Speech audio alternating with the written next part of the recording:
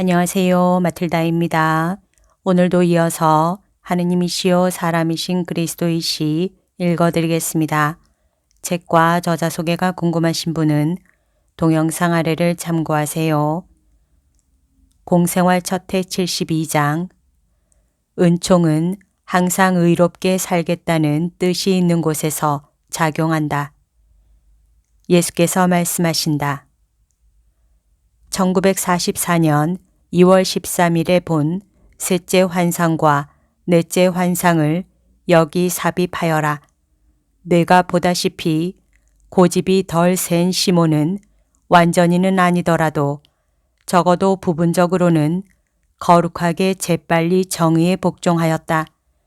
그리고 그는 즉시 내 제자가 되지는 않았고 내가 1년 전에 알지 못하고 부른 것처럼 사도는 더구나 되지 않았다. 그러나 알페오의 죽음으로 인하여 이렇게 나와 만난 뒤로는 적어도 중립적인 방관자가 되었다. 또 사람들의 빈정거림에 대하여 그의 어머니와 내 어머니를 남자가 보호하고 옹호해야 하였을 때 그분들의 보호자도 되었다. 나를 미친놈 취급하는 사람들을 압도할 정도로 용감하지는 못하였고 나 때문에 얼굴을 좀 붉히고 여러 당파에 반대되는 내 포교 때문에 온 집안의 위험을 걱정할 만큼 아직 지나치게 인간적인 사람이기는 하였다. 그러나 그는 벌써 올바른 길에 들어서 있었다. 나의 재헌 뒤에는 그 올바른 길로 점점 더 확실하게 걸어갈 줄 알았고 순교로 나를 증거하기까지에 이르렀다. 은총이 어떤 때는 청천벽력처럼 작용하고 어떤 때는 천천히 작용한다. 그러나 항상 의롭게 살겠다는 뜻이 있는 곳에서 작용한다. 평안히 있어라. 내 고통 중에 평화롭게 있어라. 이제 부활절을 준비하는 때가 시작되는데 내가 나 대신으로 십자가를 진다. 예수 십자가의 마리아 발도르다야 너에게 축복한다. 그 후 예수께서는 이런 말씀을 하셨습니다. 너는 한없는 애덕과 사려 깊은 조심성으로 모든 사람을 맞이해야 한다. 들어박혀 있는 것은 호기심을 자극하는 일일 것이고 물리치는 것은 애덕에 어긋나는 일일 것이다. 내가 이미 너에게 말했었지. 너는 사람들이 찾는 도시일 것이다 라고. 모두가 올바른 의향을 가지고 오지 않느냐? 그랬으면 어떻다는 거냐? 너는 신중하다. 그러면 되었다. 시간을 허비할 것을 염려하느냐? 그런데 시간의 주인은 누구냐? 나다. 그러면 자, 겁내지 말고 걱정하지 말고 짜증내지 말고 가자. 내가 몇 번이나 내 예정을 바꿔야 했는지 너도 알지. 그런데 내 경우에 그러하였던 것이다. 모든 사람에 대하여 평화와 애덕을 가져라. 그리고 셋째로는 조심성이었는데 그것으로 충분하다. 이 교훈의 내력은 구두로 말씀드리겠습니다. 공생활 첫해 73장 예수 나자렛에서 학대를 받으시다. 네모난 커다란 방이 보인다. 내 안에서 나에게 알려주시는 분이 말하는 것과 같이 그것이 나자렛의 회당이라는 것을 잘 알면서도 이렇게 말하는 것은 노란 칠을 한 아무 장식도 없는 벽돌과 한편의 비스듬히 일종의 높은 의자밖에 없기 때문이다.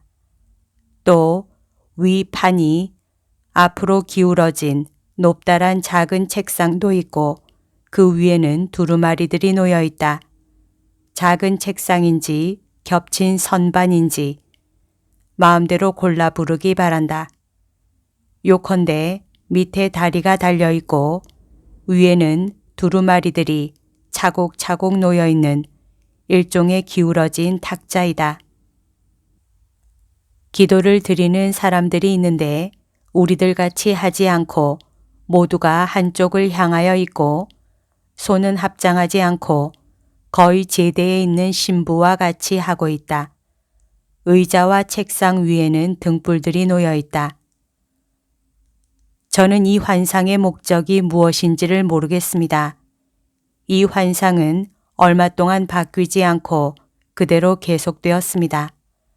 그러나 예수께서는 저더러 쓰라고 하셨고 그래서 그렇게 했습니다.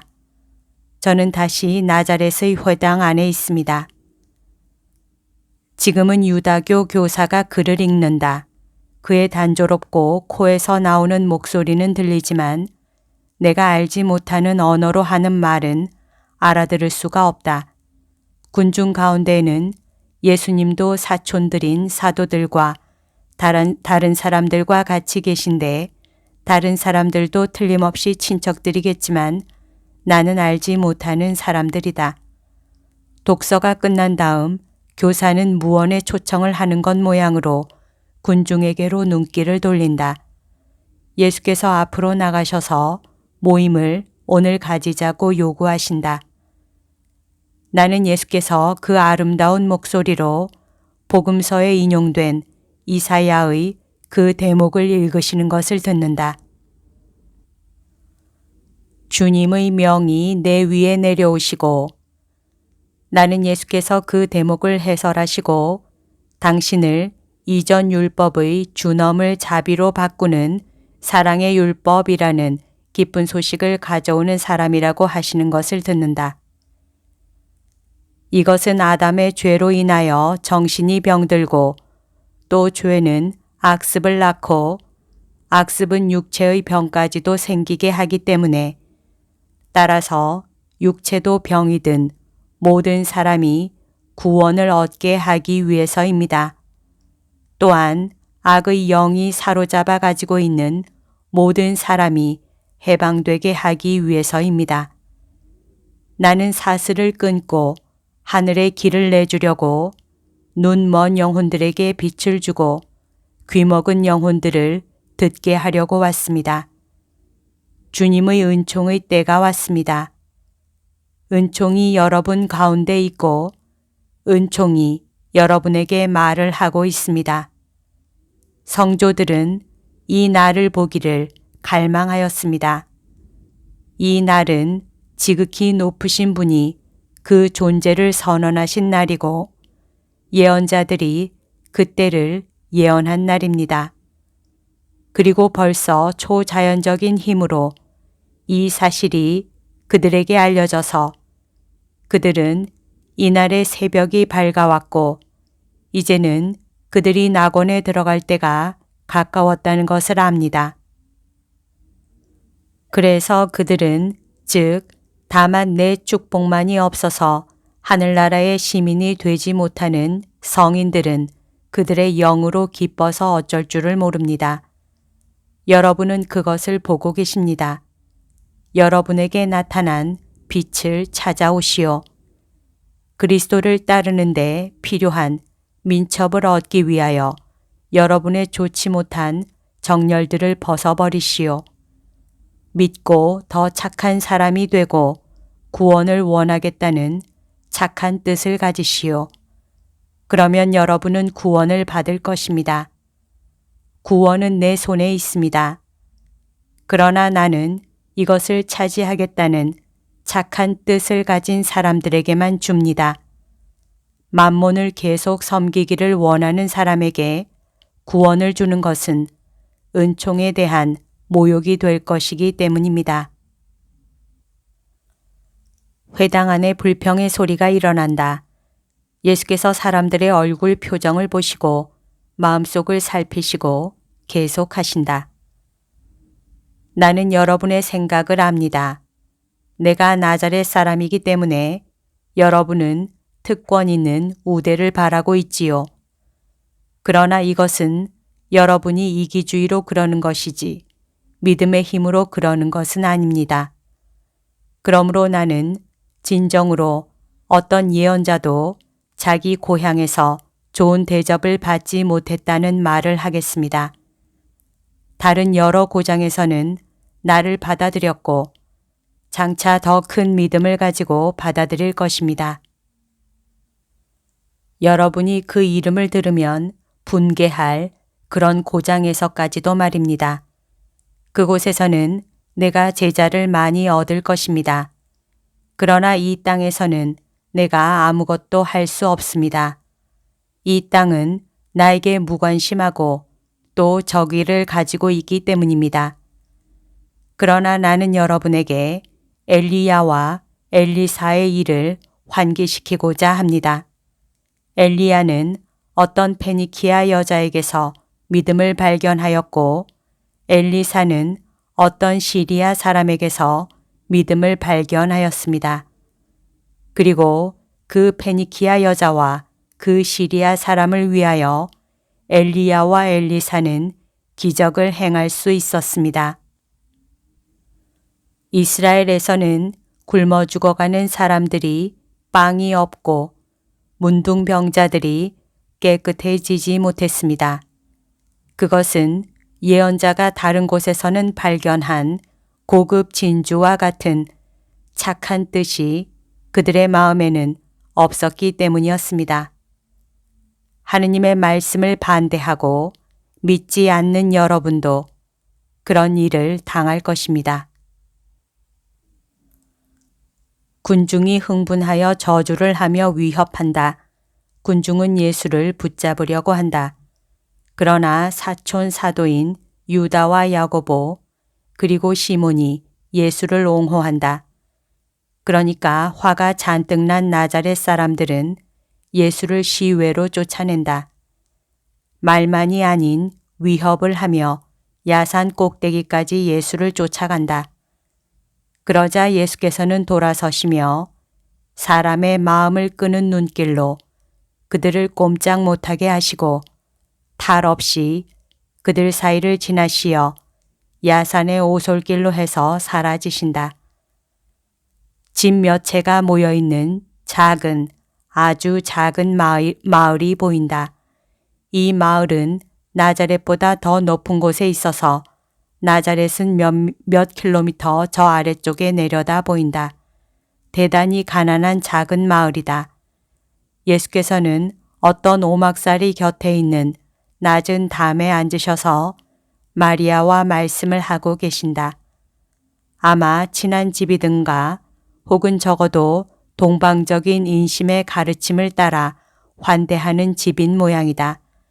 예수께서는 나자렛에서 쫓겨나신 후 이곳에 피신하셔서 당신이 어머니 곁에 계신 동안 틀림없이 그 근처 여기저기에 흩어져 있던 사도들을 기다리신다. 예수님과는 사촌 세 사람만이 같이 있는데 그들은 지금 부엌에 모여서 어떤 나이든 여인과 이야기를 하고 있다.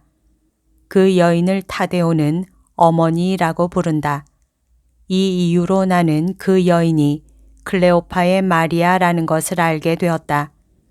그 여자는 나이가 꽤 들어 보이는데 카나의 혼인잔치에 지극히 거룩하신 마리아와 같이 있던 여자인 것을 알아보겠다. 그 여자와 아들들은 분명히 예수와 어머니께 마음 놓고 이야기를 나누실 수 있게 하려고 그곳으로 피해온 모양이다. 마리아는 대단히 슬퍼하신다. 마리아는 회당에서 일어난 일을 전에 들으셨고 그로 인하여 마음이 상하셨다. 예수께서는 어머니를 위로하신다. 마리아는 아들에게 모든 사람이 그에게 아기를 품고 있고 그를 불화와 말다툼이나 일으키려고 하는 미추광이로 보는 다른 친척들까지도 아기를 품고 있는 나자렛에서 멀리 떨어져 있으라고 애원하신다. 그러나 예수께서는 미소를 지으시면서 손짓을 하신다. 여기나 저기나 마찬가지입니다. 내버려 두세요. 그러나 마리아는 조르신다. 그러니까 예수께서 이렇게 대답하신다. 어머니, 만일 사람의 아들이 사람들에게서 사랑을 받는 곳에만 가야 한다면 이 세상을 떠나 하늘로 돌아가야 할 것입니다. 저는 사방에 적을 가지고 있습니다. 그것은 사람들이 진리를 미워하는데 제가 진리이기 때문입니다. 그러나 저는 쉬운 사랑을 찾아내려고 오지 않았습니다. 저는 아버지의 뜻을 행하고 사람을 구속하려고 왔습니다. 사랑은 어머니가 사랑이십니다. 어머니는 제게 나머지 모든 것을 보상해주는 내 사랑이십니다. 어머니와 이 작은 양떼가 제 사랑입니다. 이 작은 양떼는 제가 열정이라는 늑대에게서 빼앗아 하느님의 양 우리로 데려오는 양 몇 마리로 날마다 불어납니다. 그 나머지는 의무입니다. 저는 이 의무를 다하러 왔습니다. 그래서 선에 반항하는 냉혹한 마음에 부딪혀 부서지기까지 의무를 다해야 합니다. 더 나아가 제가 쓰러져서 제 피에 그 마음들을 담글 때야 비로소 그들 마음에 원수의 인호를 지워버리고 제 인호를 박아서 그들을 감동시킬 것입니다. 어머니, 저는 이 때문에 하늘에서 내려왔습니다. 저는 이것이 성취될 수 있기만을 바랄 뿐입니다. 아이고, 아들아, 내 아들아. 마리아의 목소리는 몹시 고민하는 목소리이다. 예수께서는 어머니를 어루만지신다. 나는 마리아가 머리에 베일 외에 겉옷까지도 쓰고 계신 것을 알아본다. 마리아는 마치 여사제처럼 그 어느 때보다도 얼굴을 베일로 더 가리고 계시다. 어머니를 기쁘게 해드리기 위해서 얼마 동안 딴 데 가 있겠습니다. 이 근방에 와 있게 되면 알려드리겠습니다. 요한을 보내라. 요한을 보면 너를 좀 보는 것 같다. 그의 어머니도 너와 나에게 더없이 경의를 표한다. 하긴 그이가 아들들을 위해서 특권이 있는 자리를 바라기는 하지만 예수야, 그이가 여자이고 또 어머니이니 관대하게 보아주어야 한다. 그이가 너에게도 그 말을 할 거다. 그러나 진정으로 헌신적인 여자이다. 그 여자가 그의 안에서 술렁이고 있는 인간성에서 해방되고 나면 믿음으로 위대한 여자가 될 것이다. 인간성은 그 여자의 아들들 안에서도 다른 사람들 안에서도 모든 사람 안에서도 술렁이고 있단다. 모든 사람이 너에게서 인간적인 이익을 기다리고 있다는 것은 또 혹 인간적인 것은 아니라 하더라도 이기적인 이익을 기다린다는 것은 슬픈 일이다. 그러나 죄가 그 욕망과 더불어 그들 안에 있다. 내가 죄를 없앨 복된 시간, 하느님과 사람에 대한 사랑으로 내가 갈망을 하게 되기는 하지만 그지없이 두려운 그 시간이 아직 오지 않았다. 오, 그 시간. 내 어미 마음이 그 시간 때문에 어떻게 떨리는지 모른다. 아들아, 그들이 너에게 어떤 짓을 하겠느냐. 예언자들이 그러한 순환을 당하리라고 예언한 구세주인 내 아들에게 말이다. 어머니, 그 생각은 하지 마세요. 그 시간에는 하느님께서 어머니를 도와주실 것입니다. 하느님께서 저와 어머니를 도와주실 것입니다. 그리고 그 다음에는 평화가 올 것입니다. 다시 한번 분명히 말씀드립니다. 이제는 가보세요. 어두워지고 갈 길은 멉니다. 어머니께 축복합니다.